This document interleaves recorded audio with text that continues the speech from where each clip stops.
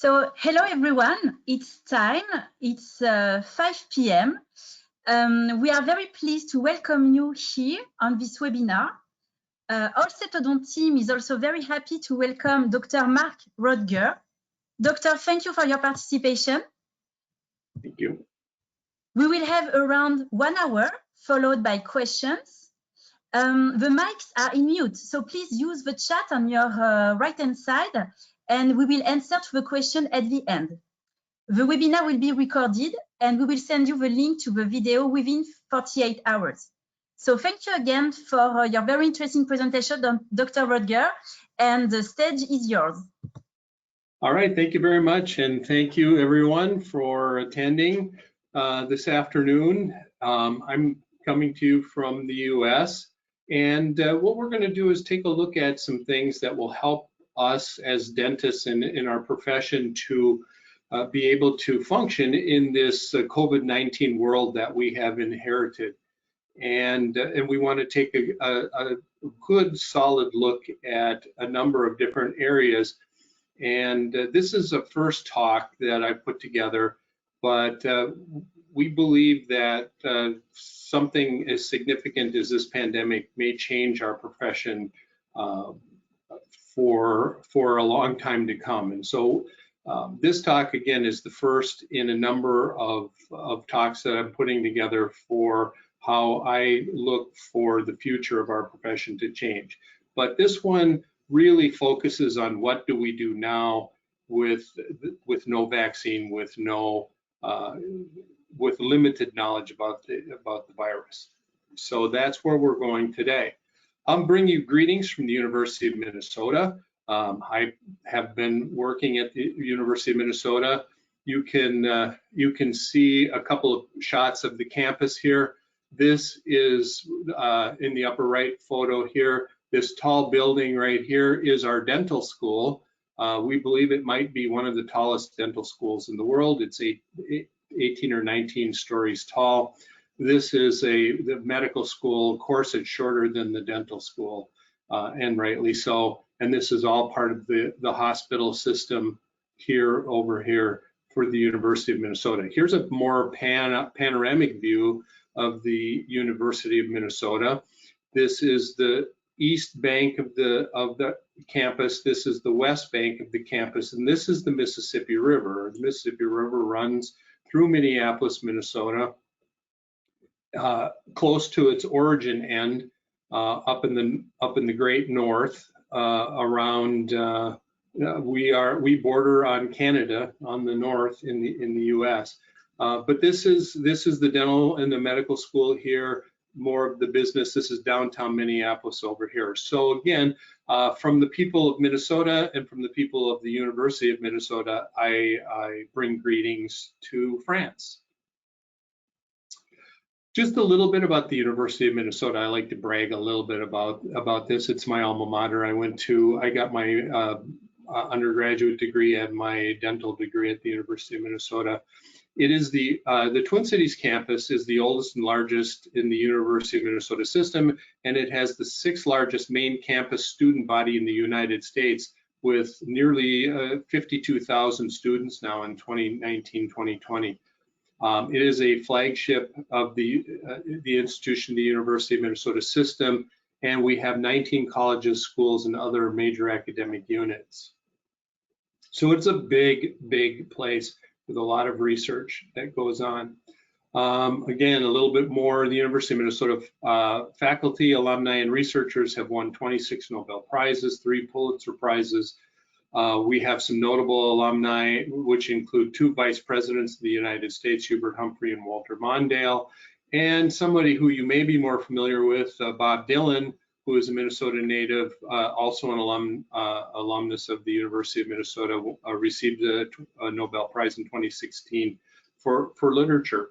The University of Minnesota has also a lot of medical accomplishments as well.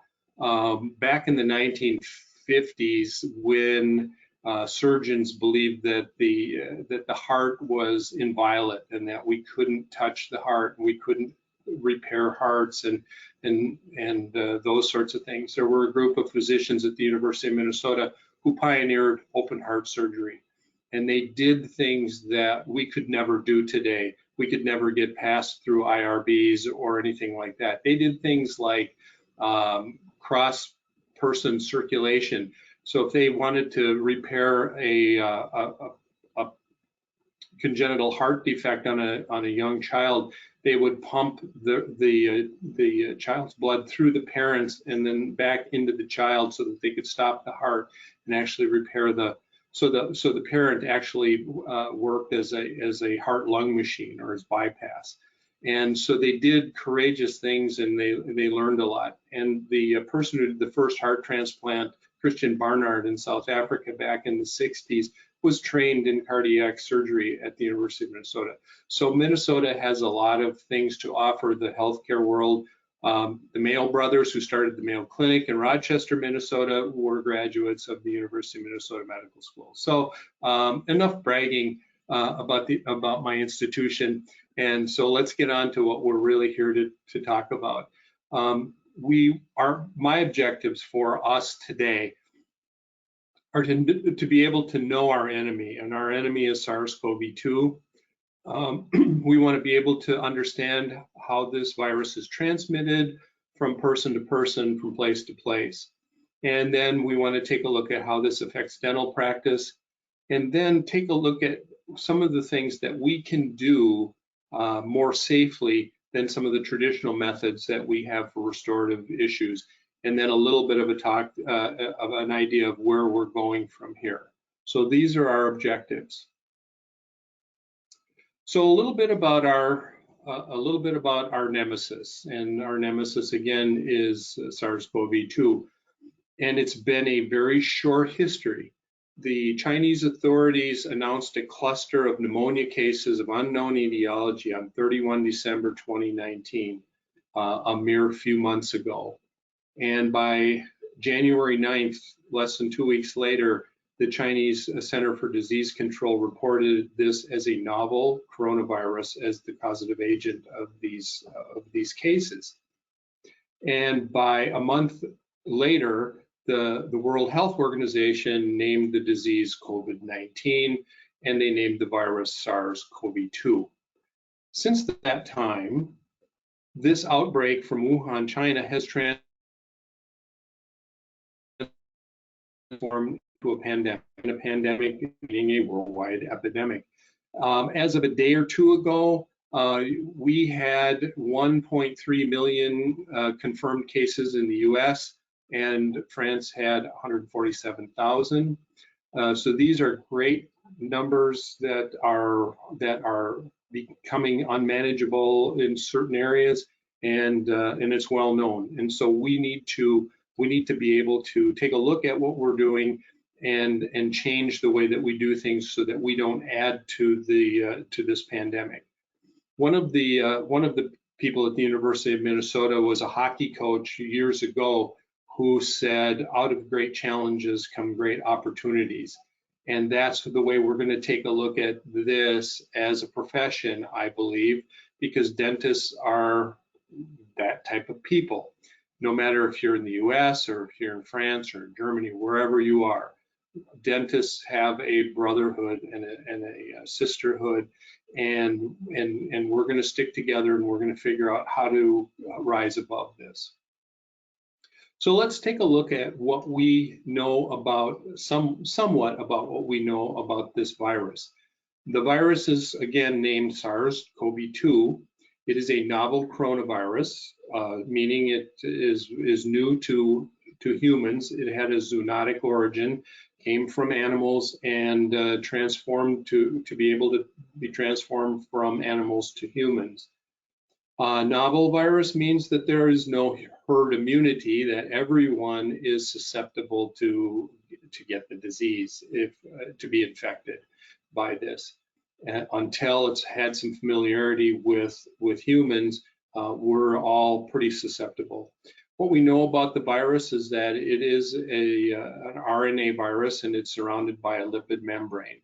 And what also, this is a cartoon that shows the structure of the virus. There's the RNA, and then the lipid membrane, and these red spikes are called the spike glycoproteins.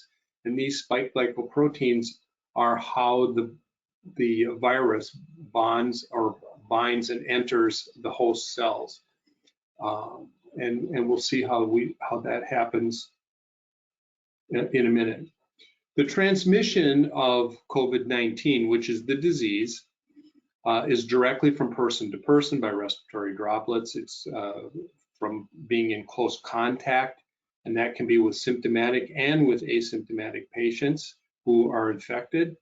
And it can be also transmitted from fomites, which are surfaces where the virus may be existing. The question is this virus airborne? And airborne viruses are much more transmissible than non-airborne viruses. So here's a little bit of, again, another cartoon about how this is transferred from an infected individual to a susceptible individual. So there's a sneeze, a cough, or some sort of expulsion of mucus or saliva or whatever, and that comes in the form of droplets. If the droplets are greater than 5 micrometers in diameter, those droplets will travel less than or equal to 1 meter. If they become aerosolized and they become smaller and they're less than 5 micrometers in diameter, they will travel greater than 1 meter. And we'll see later how far they may be able to travel. And aerosols are the worst form of the transmissible virus. And we are really good at creating aerosols in dental offices with our high-speed handpieces and cavitrons. The main lines here in green are where the droplets are transferred to a susceptible individual, or someone touches a surface that has live virus on it, or some indirect contact to a susceptible individual. So these are the ways that things get from one infected person to a non-infected person in a spread. So if they can land on beds and countertops and things, how long will this virus persist on certain surfaces? We wanted to take a look at that. Well, here's a little drawing that shows how this is. Plastics, it can exist live for 5 days. Aluminum, 2 to 8 hours. Surgical gloves, up to 8 hours. Steel, 48 hours. Wood, 4 days. Glass, 4 days. Paper, 4 to 5 days. So again, we don't want papers. We don't want paper charts. We don't want papers in our operatories. So knowing this, thorough hand washing and disinfection of surfaces becomes an important, necessary role in our treatment in our offices, and dictates how we can slow the spread of the virus and how we can do any type of dentistry in the near term. One more look at this that I wanted to show you. This just shows some of the same things of how the virus can exist on certain things. What I want you to take a look at is copper. When the virus lands on copper, it will only last for about 4 hours. And that is because of the valence structure of metallic copper. It has in its outer valence shell one lone electron that's just circling around there. And that one lone electron seems to smash the lipid layer of the virus and tear it apart and tear it open, and makes the virus unattainable or untransferable. So what people are beginning to look at is copper handrails for stairways, copper bed rails in hospitals, copper handrails in hospitals, using copper. The only problem is copper isn't as plentiful as it used to be, and it is relatively expensive. But it is the perfect metal to help us to prevent the spread of COVID-19 and SARS-CoV-2. So knowing that the virus can exist for hours to days on surfaces, on fomites, we need to know how we can mitigate that and how we can stop the virus from living. And so we need to do adequate surface disinfection. And these are a list of adequate surface disinfectants, 0.1% sodium hypochlorite bleach, 0.5% hydrogen peroxide, 62 to 71% ethanol, and another option could be betadine at 0.2%. So those things wiped on a surface will inactivate most of the virus and will allow us to have a safe operatory. So let's take a little bit of a look at the infection now of this virus. So here, this cartoon shows us a respiratory cell down here at the bottom in purple, and then an airway space up here where we have some macrophages, and we have virus particles in the air spaces. And those spike glycoproteins here that you see will bind to an ACE2 receptor in these respiratory cells. This is the angiotensin conversion enzyme receptor that helps the body to elevate blood pressure and in times of dehydration or shock.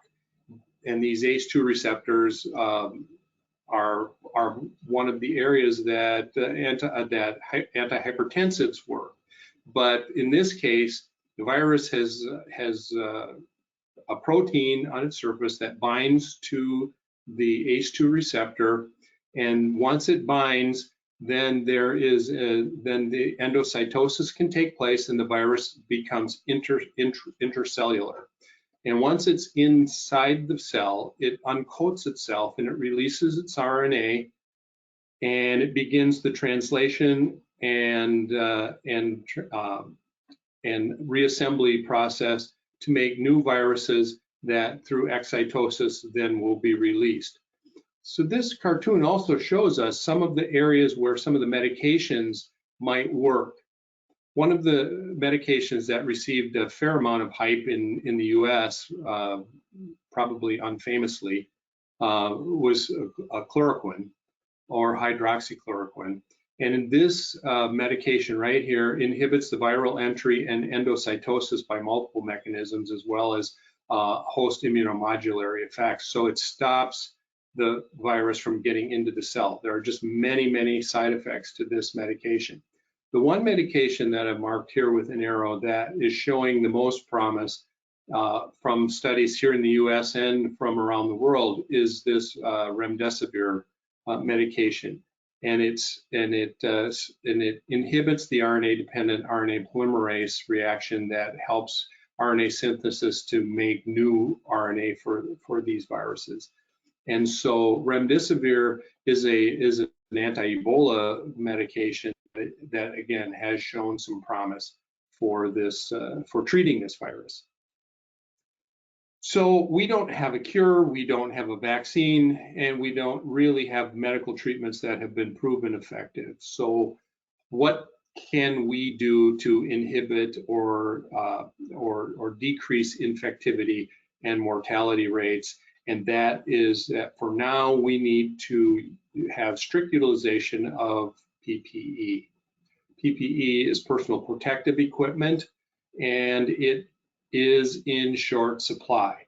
The PPE that should be required for dental work in this COVID-19 area is hair covering, some kind of a bouffant or surgical cap, a face shield, plastic face shield, N95 mask, contact isolation gown, and shoe covers. I read a paper recently in the last couple of weeks that said the virus can last on shoes for hours and hours. So if you're walking around a clinic and you get some on your shoes, you can bring it home to your family. So shoe covers are important in this as well. And they're also difficult to come by. So PPE, remember PPE. PPE is the rate limiting step I see in everything that we do right now with COVID-19. Because if we can protect ourselves, we can limit and mitigate the spread from person to person and from patient to provider. So let's look at transmission specific to dentistry. Dental handpieces and cavitrons create aerosols that makes SARS-CoV-2 airborne. So the question is, does it get airborne? Yes, it does, especially in a dental office.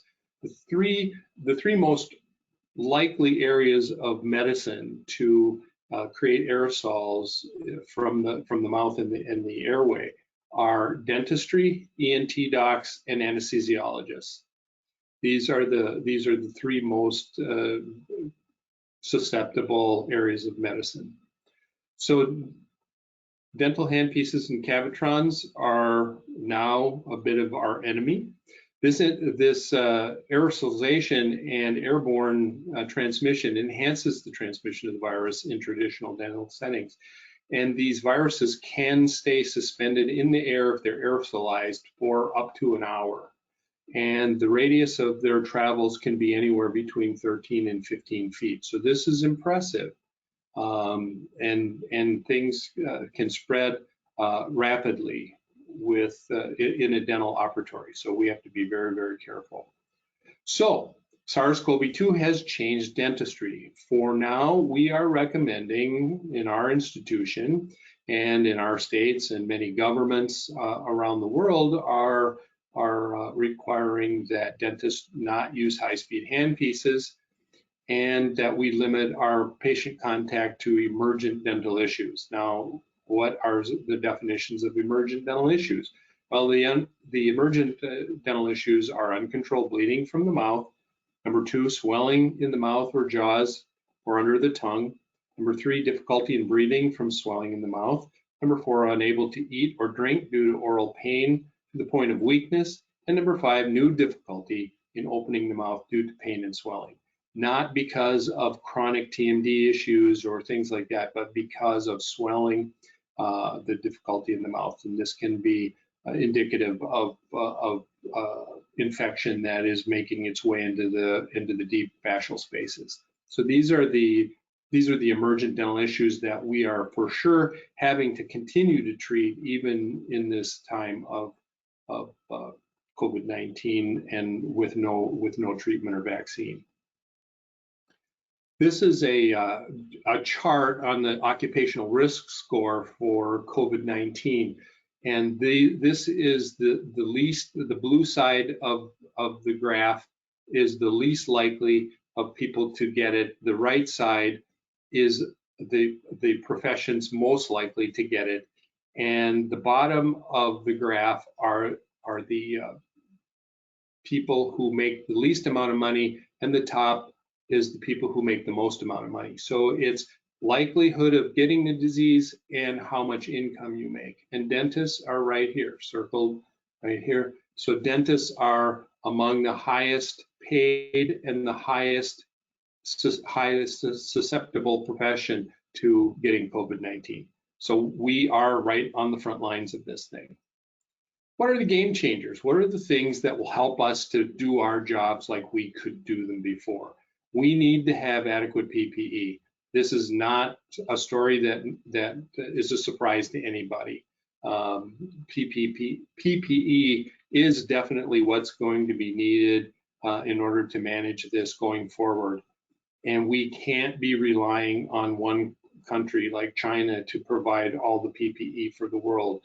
We need to have our own and develop our own supply chains.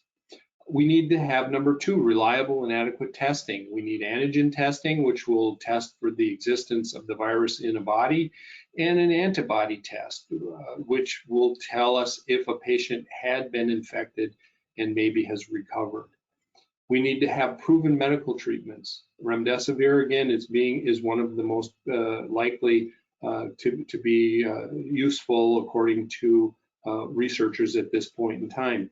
They are also developing some new protease inhibitors, which are showing some promise, similarly to HIV and AIDS medications, some of the cocktails that are used for HIV patients. And tetracyclines are being looked at.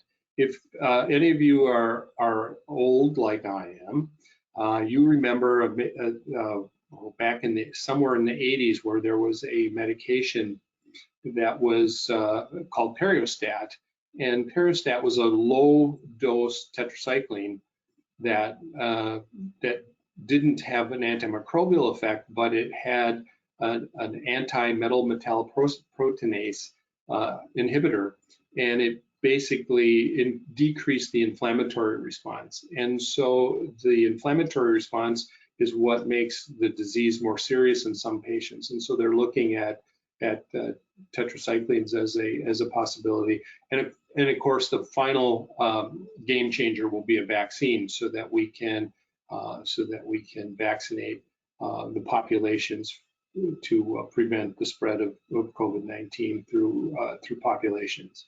So these are the game changers. Let's take a look at a new concept that people are beginning to talk about, controlled environment dentistry. I started practicing dentistry in 1982, and I was in dental school back in the late 70s and early 80s when they began to talk about an illness in New York City that was killing gay men. And they didn't have a name for it, but it was scary. And before the HIV/AIDS era, when I was training in dental school, we wore smocks. We didn't wear eye protection. We didn't wear masks. We didn't wear gloves unless we were extracting teeth. We put Toffelmeyer bands on teeth. We had blood, the patient's blood all over our hands. We had no reason, evidently, to use universal precautions. But when HIV/AIDS came in, before the treatments, if you got HIV, if you got AIDS, it was a death sentence. And so they had to, the profession had to change, and we had to institute universal precautions. And a lot of people said this will never last. Gloves, it's terrible. People used to cut the fingers out of their gloves so that they had the tactile sense for this. People didn't think it would last, but it's lasted. And universal precautions has changed the way that we practice dentistry. Now this disease, COVID-19, may change even further the way that we practice dentistry now and beyond. So we've gone from lax to universal precautions to now beyond controlled environment, to the beyond, which would be controlled environment dentistry, which could be negative pressure rooms, provider-patient isolation, so you're isolated from the patient more, HEPA filters and beyond in issues, and extraoral suction, and all kinds of things that will be creative. So look for that to be something that might be a part of our future. Maybe this is what it's going to look like. Controlled environment dentistry. Is this our future? Possibly. Time will tell. For now, dentistry in our current COVID-19 world is no handpieces and cavitrons. So what can we do? We can do telehealth, we can do exams, we can image the patients, we can do incision and drainage, we can do some endodontics, we can do extractions, and we can do some minimally invasive restorative procedures, which is the goal of the rest of the talk. When we're seeing patients in the clinics, we need to prioritize our patients, especially because we don't have an unlimited supply of PPE. So we have in our hospital clinic at the University of Minnesota have tiered our high priority patients as our cardiac clearance patients who are needing to get cleared before they have valve replacements or before they have LVADs or heart transplants, oncology clearance before people have head and neck radiation. Dental trauma cases are in our high priority tier. Extraoral swelling, fascial spaces, high priority. Extraction of severely infected teeth, high priority. Hospital consults and teeth that pose an aspiration risk. All of those are high priority cases. Tier 2 is an intermediate priority. That could be some intraoral swelling that might be vestibular and minor with pain or no pain. We could have painful cavitated lesions, some endodontic issues, some dental issues that require treatment in severely medically compromised patients, and then the possibility of re-cementing permanent crowns that have come off. And low priority, tier 3, asymptomatic carious lesions, non-carious cusp fractures with no pain, denture and RPD repairs, denture and RPD fabrications, endodontic low symptom cases, TMD issues that are chronic, some new orthodontic cases. Obviously, we have to care for existing orthodontic cases, but starting new cases might be a low priority. And dental hygiene begins to make its way into what we're looking at this point. What we're going to take a look at, again, for the rest of the time now is ART, which is Atraumatic Restorative Technique, and then ITR, which is Interim Therapeutic Restorations. And these are restorative things that we can use in this pandemic and beyond. So ART, Atraumatic Restorative Treatment, is part of the minimally invasive dentistry scheme, which is shown here in this cartoon. Minimally invasive treatments can be ART, aerabrasion, there can be some chemomechanical methods, sonoabrasion, laser treatments possibly, prevention and promotion, and minimum intervention dentistry. So atraumatic restorative treatment is, and we're going to talk about where it originated, is done by hand instruments, adhesive materials, and sealed restorations, and possibly with sealants. So let's move on. ART, Atraumatic Restorative Technique, and ITR, Interim Therapeutic Restoration. To me, in some of the literature, they're separated, and one is this and one is that. That the ITR requires more treatment sooner. That ART is more of a long-term solution. But these two techniques are very similar in fact. They may be different without a distinction. So you know, they're just maybe on the same spectrum of conservative and minimally invasive treatment.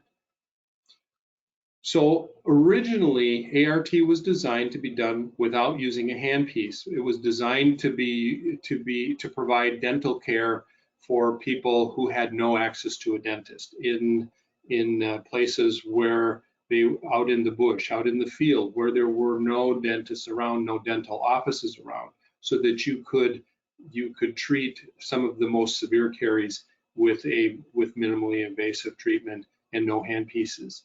So that's, by definition, ART is a strategy for caries management that does not use a handpiece or even really a dental office.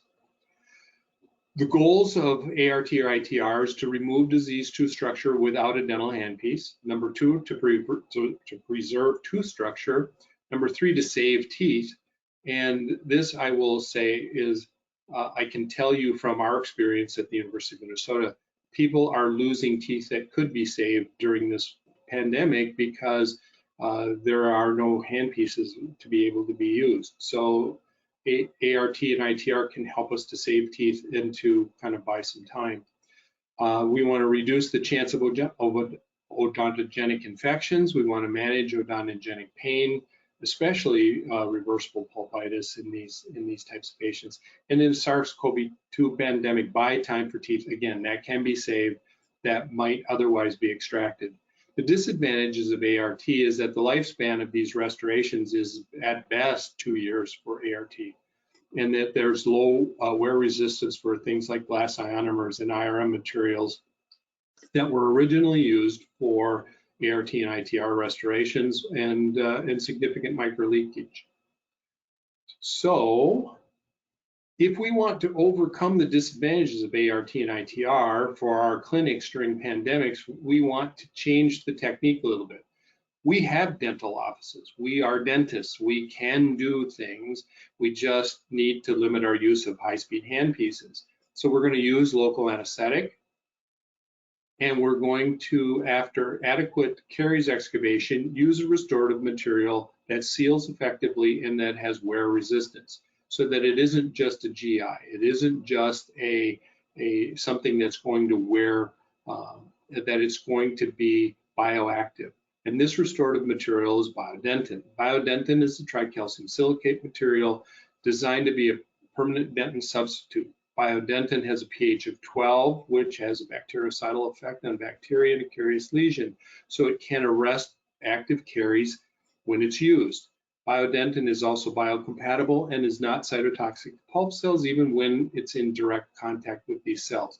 And finally, BIODENTINE is bioactive by creating dentin bridges over exposure. So if we get deep into a pulp, into a tooth, and we expose the pulp, we can put BIODENTINE directly on the pulp, and we can expect that in many situations that that dentin bridges will be formed over these exposures. And finally, that as BIODENTINE is setting, during the setting reaction, it creates restoration tags that actually move into the dental tubules, and that seals the margins of these restorative of these restorations, and it also creates some retention for the restoratives as well. This makes BIODENTINE an ideal restorative to overcome many, if not all, of the disadvantages of ART, and the bioactivity is important. Bioactive restorative materials have been an interest of mine for a while, and the way I look at a bioactive restorative material is, like, if my neighbor's dog came over to my house and dug a bunch of holes in my backyard in my grass, I can fill those holes with pretty much anything, so I don't step in them when it's dark and twist my ankle, or so that I don't, have the neighbors suing me for falling in my yard. I can fill those holes with anything. I can fill them with stones. I can fill them with concrete. I can fill them with Jello. I can fill them with anything, but it's not going to look like a yard, and it's not going to function like a yard. If I want to fill those holes in my backyard, I need to put dirt down and either sod or grass seed. And to me, that's like using a bioactive material, one that will be incorporated into the whole situation. So a bioactive restorative material will interact with the dental and oral structures. So it will do things like inducing formation of hydroxyapatite or positively altering the oral environment. And then we also want to have strength, and we want to have an ease of mix and handling. We want to have some aesthetics. We want to protect the pulp and then have bioactivity. Dentistry is a hard job. You all know it. You all know it. You're dentists. And I like to have a restorative material that has my back, that looks out for me, so that if I'm careful, the restorative material is going to function and function well. So let's look at the setting stages for BIODENTINE. So once we mix it, and we'll go through mixing in just a little bit. But once we mix, we have these particles in a dry powder, and then when you mix the liquid into it, the surface gel, there's a gel that forms on all the surfaces of all these particles, and there's a release of calcium hydroxide with a pH of 12. So the pH goes way up. Again, this is good because most bacteria don't like to exist in this particular environment. And then as this gel crystallizes, the BIODENTINE becomes hard and non-porous, and it seals. And here's a electron micrograph picture of actual hydroxyapatite-like crystals forming on the surface of the crystallized BIODENTINE. So it's actually creating hydroxyapatite as it's mixing and setting, which is again the definition of bioactivity. Marginal integrity, we want this for our restoratives. Stimulation of reactionary dentin, forming dental bridges, and then here's a look at some gel tags into the dental tubules. And this again helps to seal the margins of a BIODENTINE restoration. And what about strength? Strength of BIODENTINE is what we're looking at in this graph when we compare it with MTA and glass ionomer and even dentin itself. So MTA on the setting stage gets to its height in about 150 hours, and then it tails off from there. GI gets hard a lot quicker. It never quite makes it to where dentin is, and then it drops off over time. And BIODENTINE has hardness quickly, and then it continues to go on an upward swing to where it can even get past the compressive strength of dentin. So the compressive strength, the hardness is something that's a good thing for the use of BIODENTINE. So let's take a look at BIODENTINE versus a glass ionomer. BIODENTINE is stronger than GI when you look at compressive strength. Its GI is weaker and it can't stand up on its own.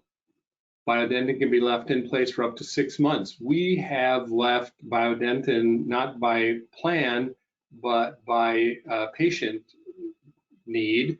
In some of our medically complex patients, the BIODENTINE restoratives have been in for up to a year so far without any adverse effect. And glass ionomers, really, it's difficult to leave them in place for 6 months without a final restoration in place. BIODENTINE you can place directly on the pulp, and glass ionomers, because of the resin modified issues and the issues with that can be toxic to the pulp. It releases the most calcium ions and has antibacterial properties because of that high pH. GI releases fluoride, but it's not an antibacterial level of fluoride, and it's also acidic, and so that can be cytotoxic to the pulp. This BIODENTINE requires a triturator to mix, and some GIs require a triturator to mix. Some can be dispensed immediately. Working and setting time are good for both. When mixed correctly, the BIODENTINE has a homogeneous mix. Glass ionomers can be sticky and handling can be difficult and stringy. The final set for BIODENTINE, 72 hours. The final set for GI can be over a period of weeks to months even. BIODENTINE will promote pulpal healing by increasing cell proliferation, and fluoride release in the GI will decrease within a month down to 0. Some of them can be recharged, but that's difficult to completely show. So if we look and compare side by side, BIODENTINE is a much better restorative than the GI and will last longer. And again, if I'm gonna risk my staff, I'm gonna use PPE in this particular environment. If I'm going to risk my own health, my staff's health, and patient's health to do a restoration, I want to use the best restorative material that I can use and have the best possibility, the most likely possibility that that restorative material that I use is going to last and is going to do what I wanted it to do. And that, for me, is BIODENTINE. Let's talk a little bit about case selection in a pandemic modified ART situation. We prefer to have a cavitated lesion because we don't want to use high-speed handpieces to expose cavities, but we can get around that. We prefer, again, to have dental pain from reversible pulpitis. This is the most likely type of diagnosis that will ensure our success. Or we can use this in traumatic pulp exposures. There are many articles that have been written recently about what kids are doing during their times of lockdown. And they're inventing games. And oftentimes kids don't invent the safest games. And we've had a bit of an uptick in our hospital on some of the dental traumas that have occurred with trampolines in the backyard or roughhousing and heads hitting teeth. And so the pandemic has increased some of our traumatic pulp exposures. So that's another case selection that we never hesitate to use BIODENTINE on. Our practice protocols for when we're going to do an ART are that all employees wear PPE. We have no reception area. When the patient gets to our clinic, they stay in their car and they check in from their car on their phone. There are no parents, there are no guardians that come in with the patient, possibly on someone who has a personal care attendant, a PCA. they may be able to come with and come back with the patient. But usually only the patient is allowed in our clinic. When the patient gets to the door, they're handed a mask and they're brought directly back to the treatment room, and their temperature is recorded. And when the patient has been cleared for treatment, when all the above are complete, then they'll be seated in the chair. Now, what will change all of this is that if we have a simple, reliable test that we can test and know within 5 to 10 minutes whether the patient is positive or negative for COVID-19. The other thing that we're going to do next with this patient before we do anything is that after they're escorted to the treatment room, we're going to have the patient rinse with 1 to 1.5% hydrogen peroxide for 1 minute. And we're doing a little bit of a study at the University of Minnesota in the Division of Oral Maxillofacial Surgery to look at the effectiveness of hydrogen peroxide in the mouth to decrease the viral load in the mouth. So hydrogen peroxide has been shown to be effective in damaging this virus. So everybody gets a 1 minute rinse with 1 to 1.5% hydrogen peroxide. And then we're going to rubber dam isolate all of our lesions. Okay, this is going to prevent aerosols. It's going to prevent an errant cough or a sneeze. It's going to just take that danger away. Everybody gets a rubber dam. And then we're looking at the possibility of using things like Isolite and IsoDry to also help prevent aerosols. And then one other thing that we're taking a look at this point is the extraoral suctions. And this, the claims being made by the manufacturers and the distributors of these extraoral suctions show here's the aerosols in a patient just using regular dental high-speed suction and a high-speed handpiece, and here's the same situation where you use extraoral suction where everything will be sucked up into the tube. The one thing that I don't see here is rubber dam, but again, this is a company's propaganda to us. When I looked at the prices, the cost for extraoral suction units was somewhere between $700 and $2,500 US. So they are not cheap, but they can help to prevent issues from getting out of hand in the dental clinic. And then we have to have a good selection of excavators. People that are at the end of their career, like I am, that learned in the amalgam era and in the gold foil area, we learned how to use hand instruments in ad nauseum. Excavators are designed to scoop out soft decay and remove carious dentin and for the shaping of the internal parts of cavities. We have hoe excavators, we have spoon excavators, we have discoid excavators, cleoid excavators, hatchet excavators.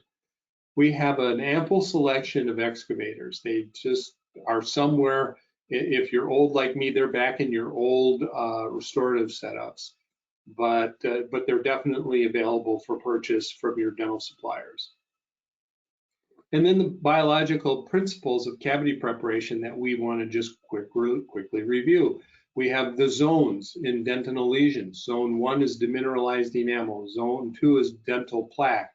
Zone 3 is bacterial invasion and complete demineralization. Zone 4 is partial demineralization, and zone 5 is the transparent zone. So you see, as you go through here, if you're hand excavating these things, if you get down through zone 3 of bacterial invasion and complete mineralization, you have a pretty good opportunity to arrest this caries and to stop that.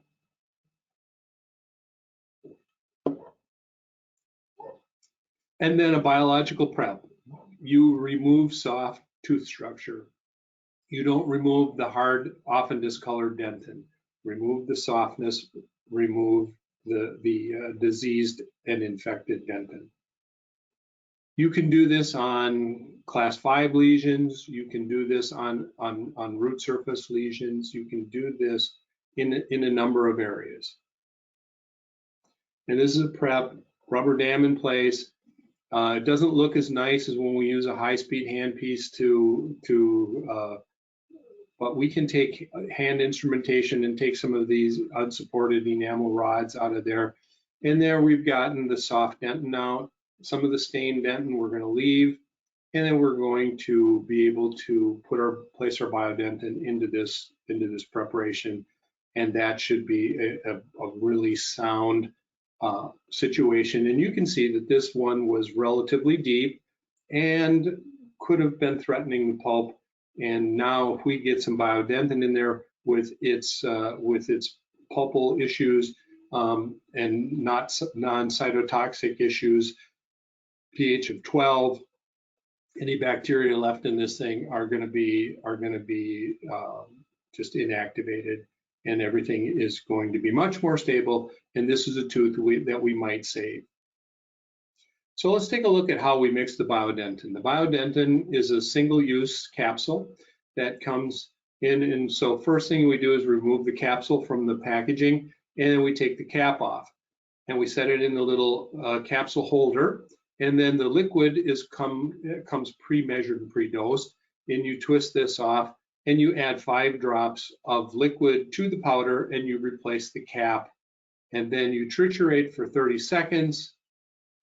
You remove the capsule from the triturator, set the capsule back into the capsule holder, and you remove the cover, and then you in the kit you'll get an instrument for removing the BIODENTINE from the capsule and placing it into the tooth, where then you can pack it in and form it to the cavity preparation. So it's simple to mix, simple to use, and it has great properties. So let's take a look at a couple of cases that we've done in our clinic.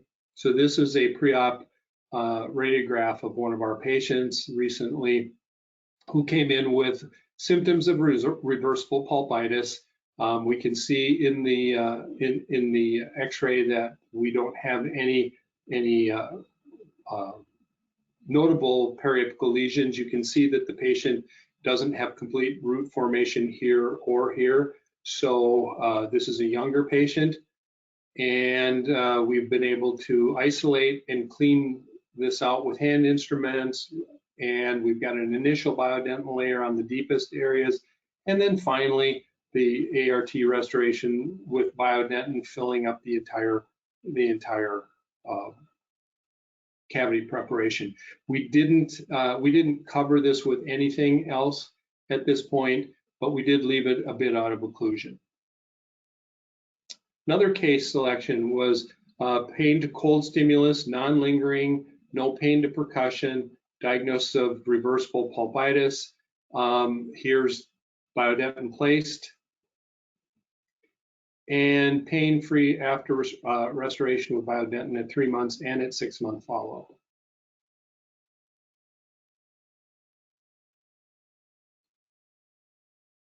This is a case of reversible pulpitis. Well, it was reversed, but there was a pulp exposure, and you can see right here, probably on this pulp horn, where the pulp was exposed when we excavated the caries.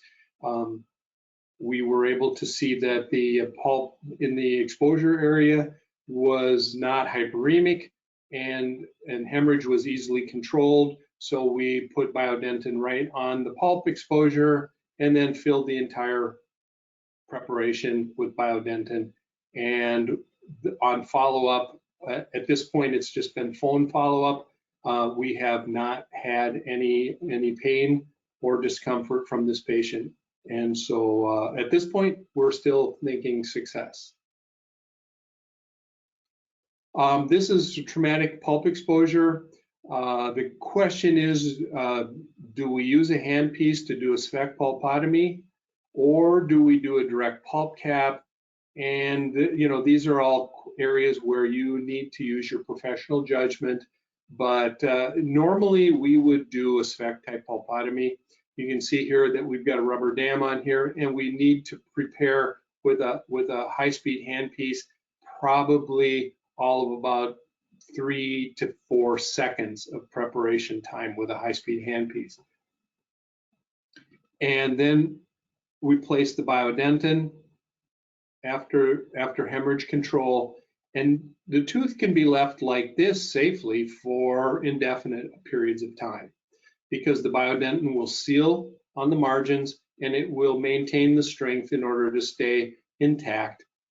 And if you don't want to bond the fragment back on or do a restorative plan with handpieces, you can leave the situation like this, as opposed to bonding fragments or placing the restorative material to make the tooth look whole again.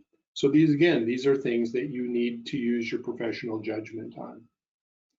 I received a question from our director of the pediatric dentistry program at the University of Minnesota. They have kids sometimes that are autistic, that are on the autism spectrum, that won't sit still. And if they have a serious infected tooth, they'll take those patients into the operating room just to extract a tooth on an autistic patient.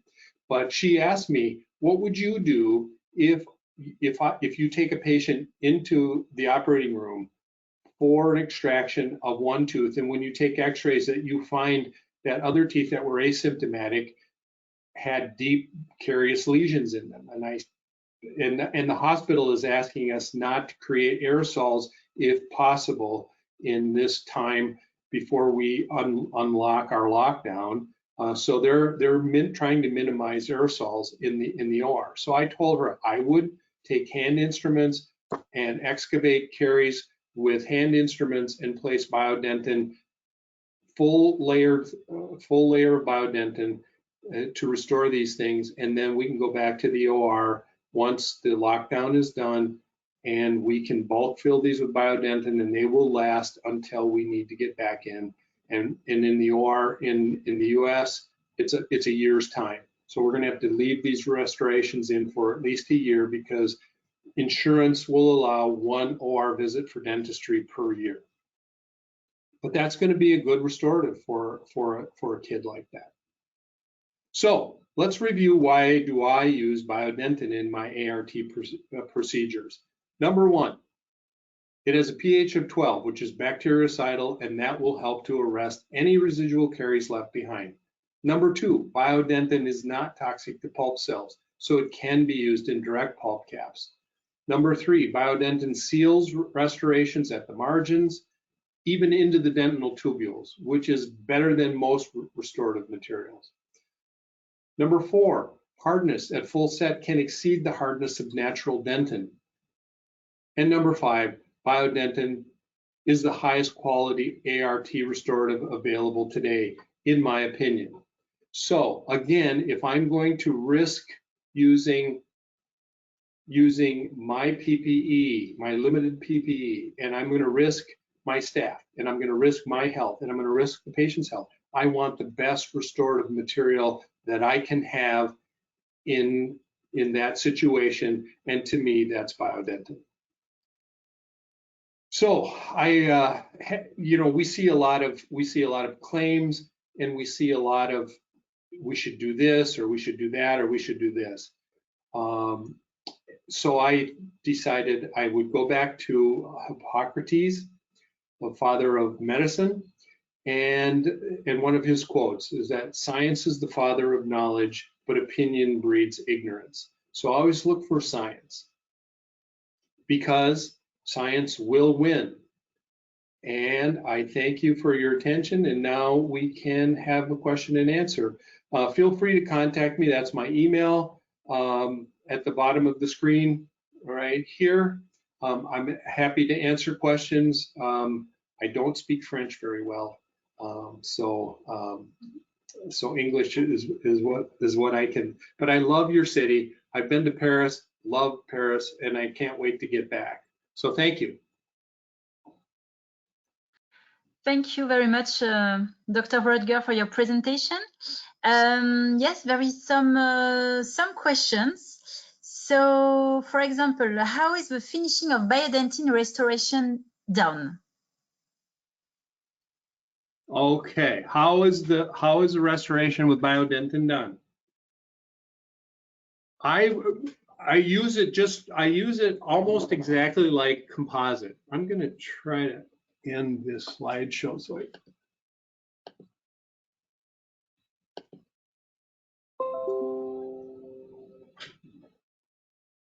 all right.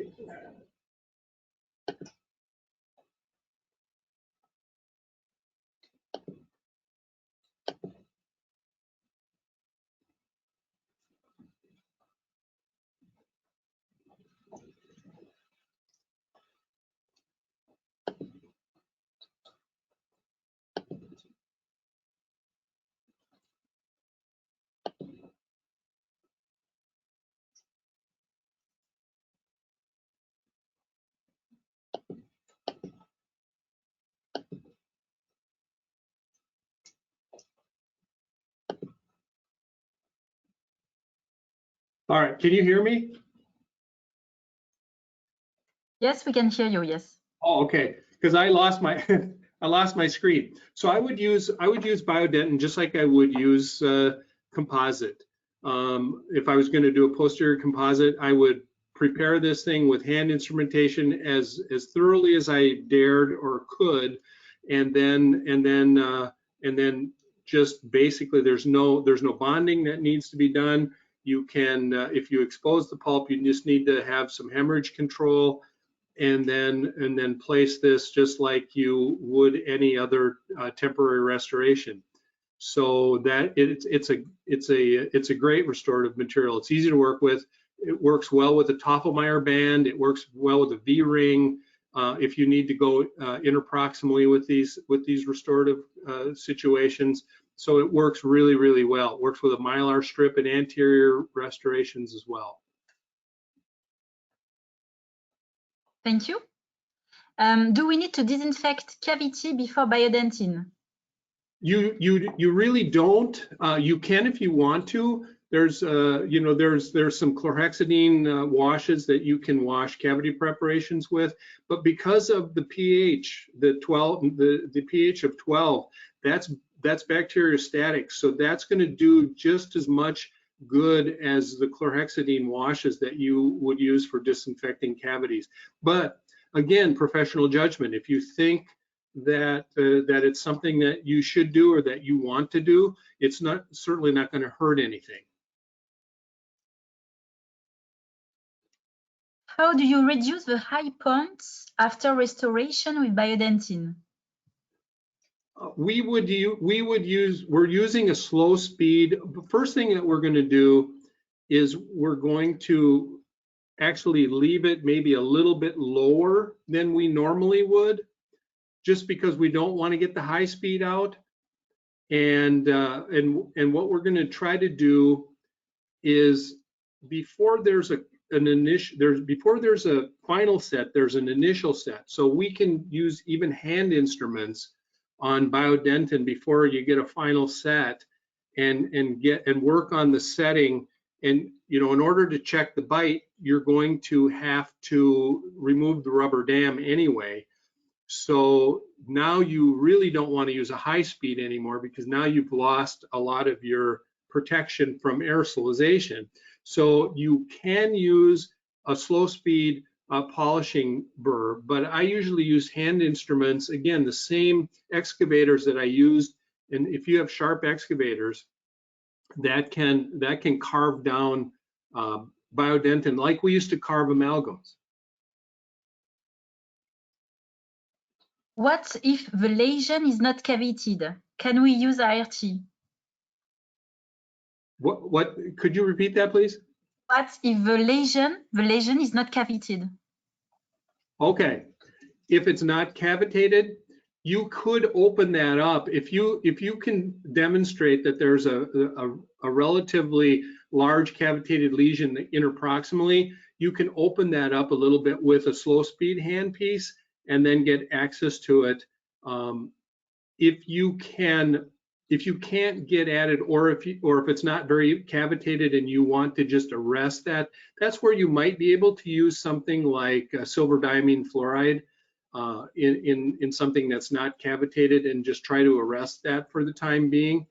That's going to stain and it's going to look really, really not acceptable to some people, but we do use silver diamine fluoride sometimes in our post-radiation patients who have who can't have teeth extracted and have non-restorable teeth.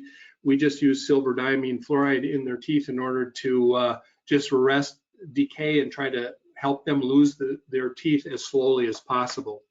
So if I have a large lesion that I can't get at that's interproximal, I will use a slow speed burr to cut back the marginal ridge after rubber dam isolation, and then use hand instruments to excavate, put a Toffelmeyer on, and then restore with BIODENTINE.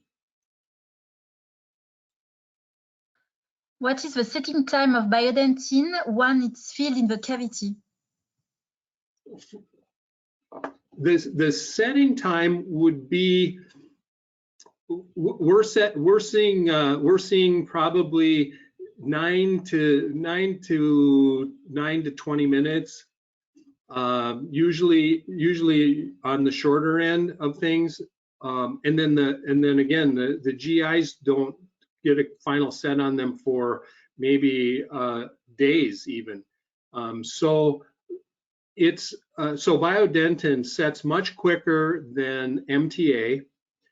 So if you're familiar with MTA, it does everything MTA does, but it's much easier to use. It sets harder and it sets faster. And so it's like MTA on steroids. So anywhere you would use MTA, you can use BIODENTINE. Anywhere that you use GI, you can use BIODENTINE. And again, the set times are 9 to 15 minutes. Does BIODENTINE placed on pulp continue to cause pain for a day or two? We haven't experienced that, especially when we've done some of these ART procedures and we're not using high-speed handpieces that generate heat. Our hand instruments don't generate as much heat, and so they can actually, the patients can actually feel better immediately.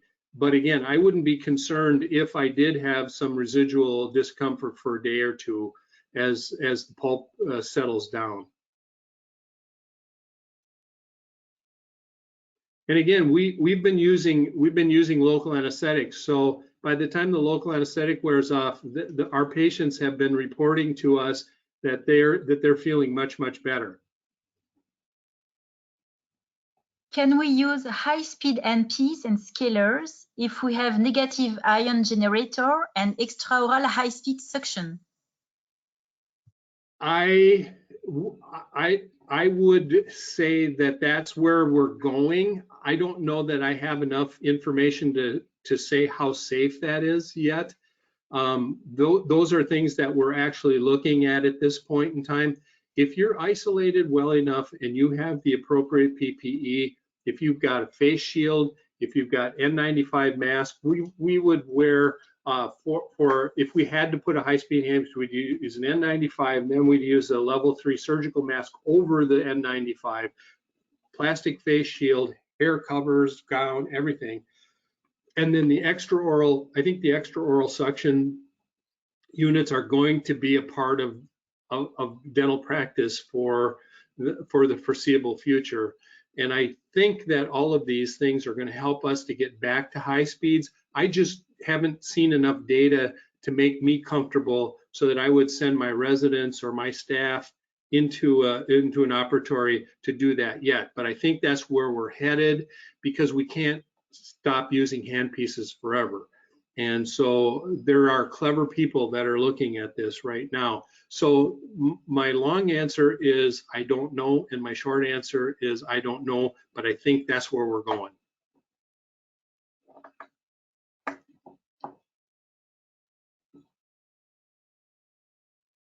Thank you, Doctor. So we come to the end of this webinar. Thank you very much. So the webinar is recorded, so you will all receive the the record of this webinar. Thank you very much, and thank you all for attending. Thank you. And thank you, France.